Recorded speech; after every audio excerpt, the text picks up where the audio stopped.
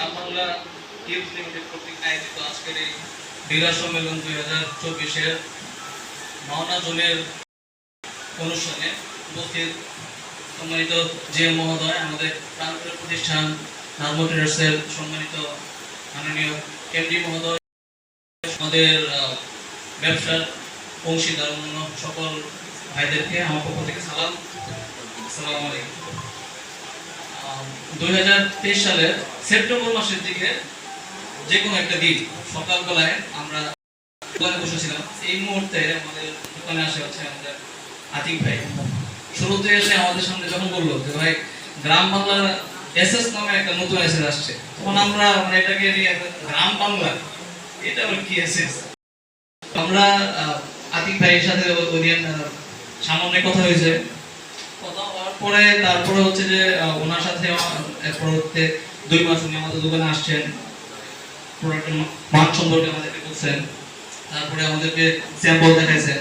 এরপর থেকে স্যাম্পল দেখে ওনাদের সাথে ব্যবসা শুরু করার পরে আজকের এই দিনের আবির্ভাব, আজকের এই দিনে আমরা এখন প্রায় 100+ আমাদের ভাই সহ মাওনাতে প্রথম এই ধরনের একটা আয়োজন করতে পারছি। এবং এই আয়োজন করতে পেরে আমি মনে করি যে নাজমা ট্রেডার্স একটা গর্বিত অংশীদার, এবং আপনারা যে সবাই আমাদের সাথে এসে একসাথে এখানে জড়ো হয়েছে, আমার পক্ষ থেকে আপনাদের সবাইকে আবারও আন্তরিক অভিনন্দন।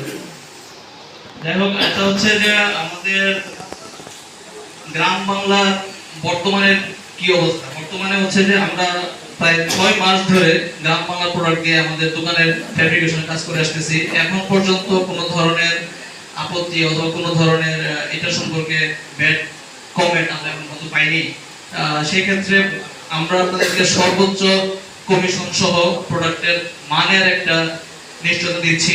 আশা করি আপনারা সবাই আমাদের সাথে থাকবেন এবং ভবিষ্যতে পথ চলায় আপনারা আমাদের অংশীদার হবেন। আপনাদের সবাইকে নিয়ে আমরা গ্রাম বাংলা অত্র শ্রীপুর অঞ্চলের মধ্যে একটা প্রতিষ্ঠিত ব্র্যান্ড হিসেবে দেখতে চাই, এবং আমার বিশ্বাস আপনারা সবাই আমাদের সাথেই থাকবেন। আপনাদের অনেকের একটা অভিযোগ আছে যে আমাদের দোকানটা পড়ে গেছে হচ্ছে যে মাওনা চৌরাস্তার এক পাশে। আমরা অসুবিধার কথা চিন্তা করেও আমরা মাওনা দিকে, ভালোঘাট দিকে, তারপরে রাজেন্দ্রপুরের দিকে আরো 2টা শাখা বাড়ানোর জন্য আমরা চিন্তা ভাবনা করতেছি। যদি আপনারা আমাদের সাথে থাকেন হয়তো সামনে আরো আমরা আমাদের শাখা করব।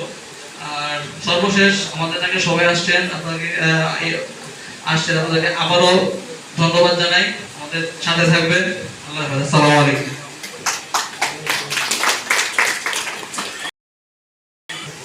আপনাদের সহযোগিতায় একসময় আমাদেরকে অদূর ভবিষ্যতে এগিয়ে নিতে সহযোগিতা করবে।